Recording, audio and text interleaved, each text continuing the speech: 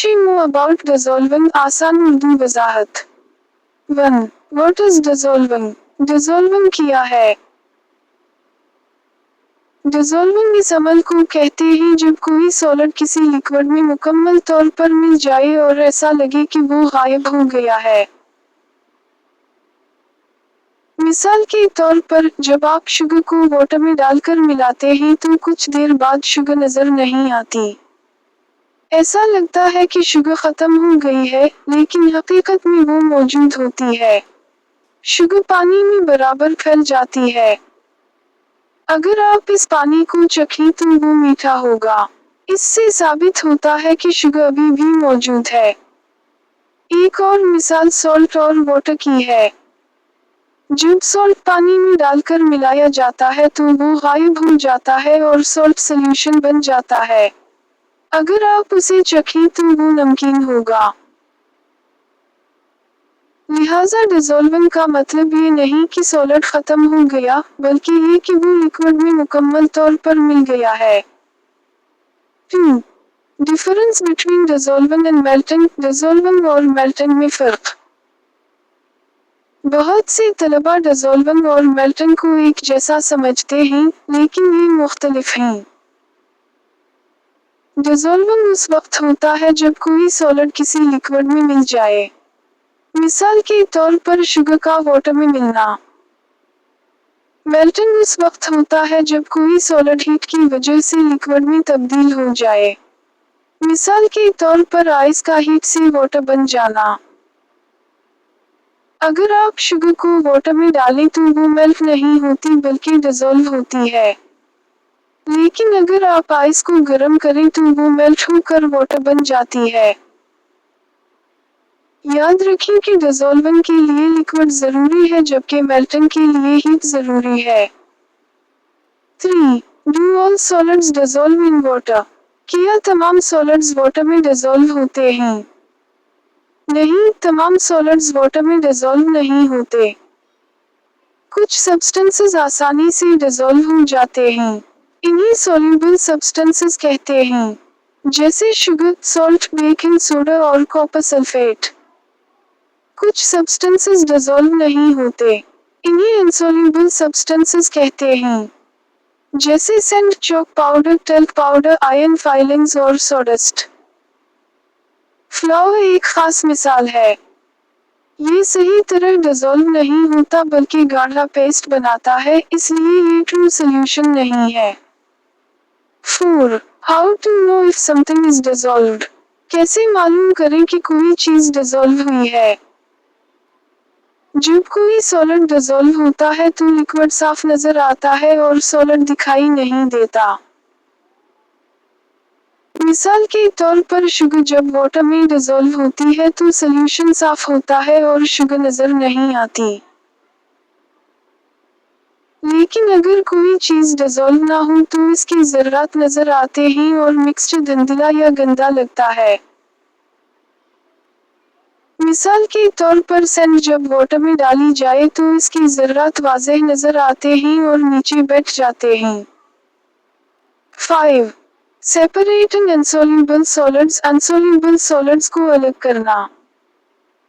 अगर कोई solid dissolve ना हो तो उसे आसानी से अलग किया जा सकता है। एक तरीका सिविंग है। ये उस वक्त इस्तेमाल होता है जब ज़र्रात बड़े हों। मिसाल के तौर पर चाय बनाते वक्त छलनी से टी लीव्स को अलग किया जाता है। दूसरा तरीका फिल्ट्रेशन है। ये बहुत छोटे ज़र्रात के लिए इस्तेमाल होता है। फिल्ट्रेशन में फिल्टर पेपर को फनल में रखा जाता है। जब मिक्सचर डाला जाता है तो लिक्विड नीचे गुजर जाता है जबकि सॉलिड ऊपर रह जाता है। ऊपर रह जाने वाले सॉलिड को रेजिड्यू कहते हैं और नीचे आने वाले लिक्विड को फिल्ट्रेट कहते हैं। मिसाल के तौर पर मडी वाटर को फिल्टर करके साफ पानी हासिल किया जा सकता है। 6. Can filtration separate salt from water? क्या फिल्ट्रेशन से सॉल्ट अलग हो सकता है? नहीं, फिल्ट्रेशन से सॉल्ट को वाटर से अलग नहीं किया जा सकता। क्योंकि सॉल्ट मुकम्मल तौर पर डिसॉल्व हो जाता है और इसकी ज़र्रात बहुत छोटे हो जाते हैं। ये ज़र्रात फिल्टर पेपर से गुजर जाते हैं। लिहाजा फिल्ट्रेशन सिर्फ अनसॉल्युबल सब्सटेंसेस के लिए है, डिसॉल्व्ड सब्सटेंसेस के लिए नहीं। 7. How to separate soluble solids.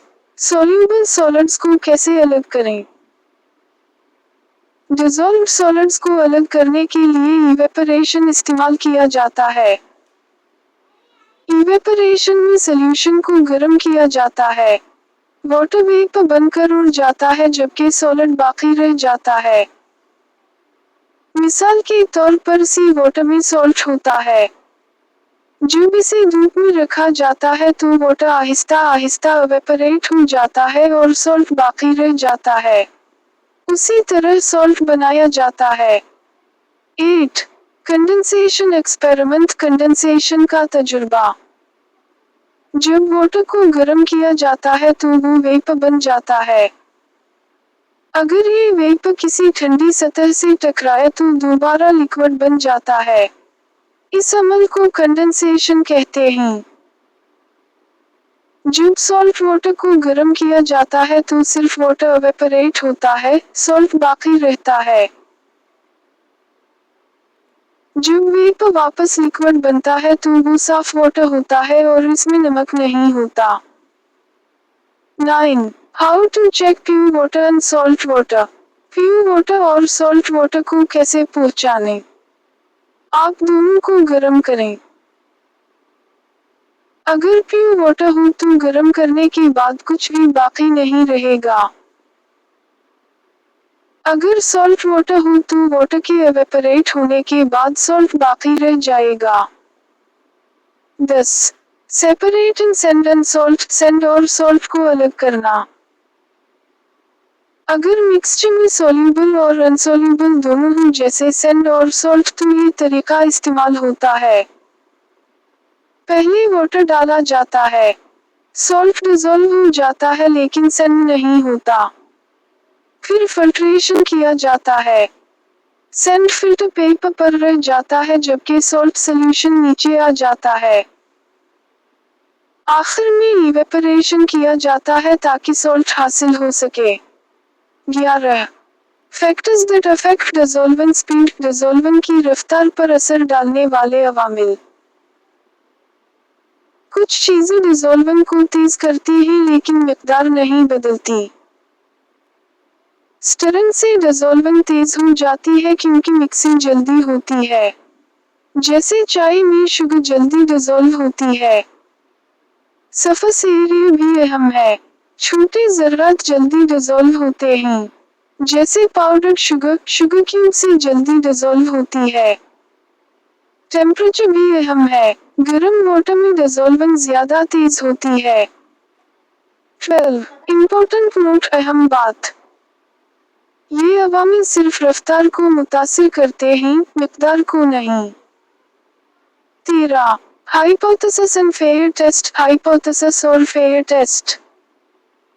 Hypothesis एक अंदाजा होता है जिसे टेस्ट किया जा सकता है।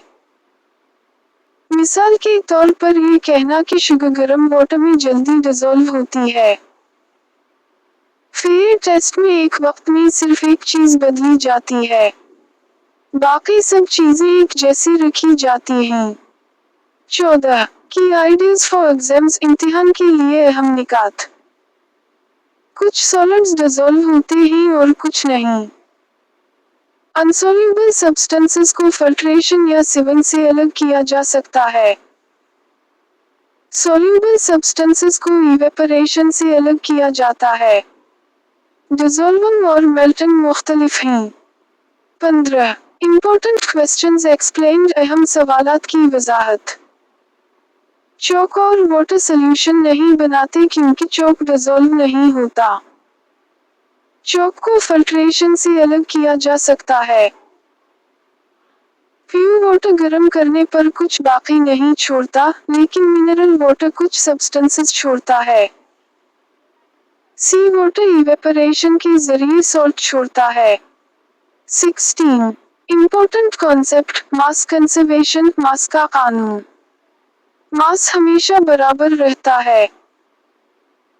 अगर आप शुगर और वाटर को मिलाएं तो टोटल मास बराबर ही रहेगा। 17 डेली लाइफ एग्जाम्पल्स, रोजमर्रा जिंदगी की मिसालें। चाय बनाते वक्त शुगर वाटर में डिसॉल्व होती है। कपड़े धोते वक्त सोप वाटर में डिसॉल्व होता है। सी वाटर से सॉल्ट इवेपरेशन के जरिए हासिल किया जाता है। फाइनल अंडरस्टैंडिंग, खत्मी समझ।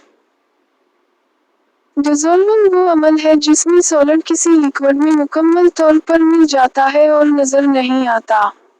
कुछ सॉलिड्स डिसॉल्व होते हैं और कुछ नहीं।